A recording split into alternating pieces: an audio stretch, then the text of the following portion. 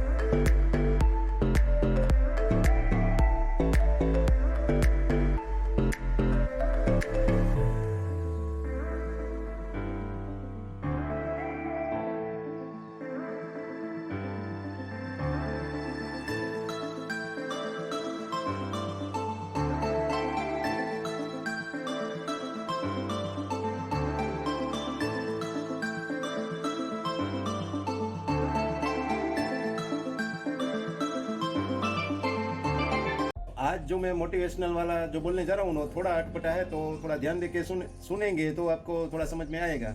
तो पहली बात है, change what you can change.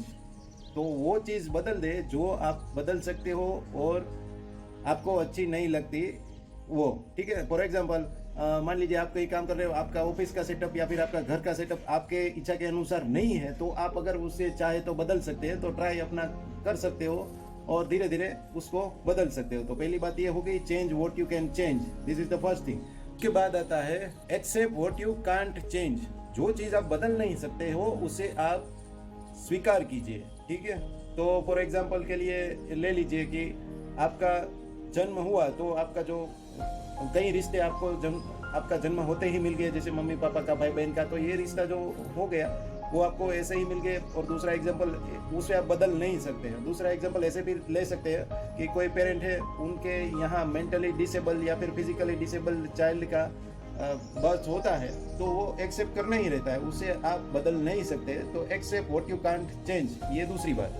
तीसरी बात, can't change, can't accept, remove yourself from the situation. तो ये तीसरी बात है कि अगर आप बदल नहीं सकते और आप उसे स्वीकार नहीं सकते, तो आप उस सिचुएशन से हट जाइए। फॉर एग्जांपल, कभी किसी का मैरिज होता है और दोनों के बीच में अनबनाव ज़्यादा ही होता है। एक का स्वभाव अच्छा होता है, लेकिन दूसरा का स्वभाव बुरा होने की वजह से वो दूसरे के ऊपर बहुत बुरी तरह से व्यवहार करता है, तो उसकी वजह से दोनों के बीच में तकलीफ होता है, तो वो जो उसका मैरिज का सिचुएशन है तो उसमें से बाहर आ जाए, तो डाइवोर्स लेके अलग हो जाए। ठीक है, ये सिंपल सी बात है कि अगर आप बदलाव भी नहीं ला सकते और एक्सेप्ट भी नहीं कर सकते, ऐसी सिचुएशन में है तो वहां से दूर निकल जाए, अपने आप को वहां से दूर कर लीजिए, मतलब वहां से निकल जाइए। तो ये तीसरा हो गया, can't change, can't accept, remove yourself from the situation. अभी जो चौथी सिचुएशन बताने जा रहा हूँ ना, वो बहुत ही इंटरेस्टिंग है और थोड़ा सा क्या है कि समझ के बाहर लग रही है, इस तरह का है। तो वो ये है कि can't change, can't accept, can't remove yourself from situation, then rise above the situation. तो ये आप बदलाव भी नहीं कर सकते, एक्सेप्ट भी नहीं कर सकते, अपने आप को उस सिचुएशन में से निकाल भी नहीं सकते, तो उस सिचुएशन से ऊपर उठ जाइए।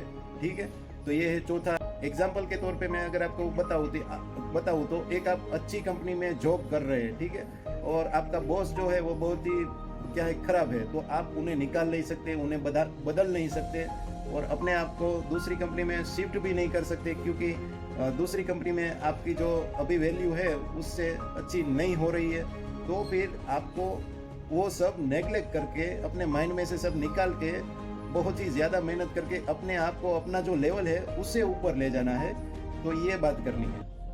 और अगर दूसरा एग्जांपल दूं तो इस तरह का है कि कोई एक बड़ा बिल्डिंग है, अगर आप नीचे से जाके बिल्डिंग के पास खड़े रह के देखोगे तो आपको वो बहुत ही बड़ा बिल्डिंग लगेगा, लेकिन कभी अगर आप प्लेन में जा रहे हो और उस बिल्डिंग को देखोगे तो वो बहुत ही छोटा नजर में आएगा।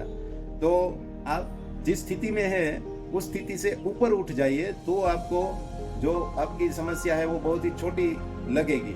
तो वो spirituality, flexibility to change, that means intelligence और आपके हार्ड वर्क, ये तीनों चीजों से आप राइज अबव द सिचुएशन हो पाओगे। तो अगर आप बदल भी नहीं सकते, अपने आप को रिमूव भी नहीं कर सकते उस सिचुएशन पे और एक्सेप्ट भी नहीं कर सकते, तो ये चीजें करनी है, अपने काम में ही ध्यान देना है, उस सिचुएशन को और जो भी आपको तकलीफ करता है उस फैक्टर को इग्नोर ही करना है, इग्नोर करके ऊपर जाना है। थोड़ा लंबा वाला मोटिवेशन हो गया तो इस तरह का है।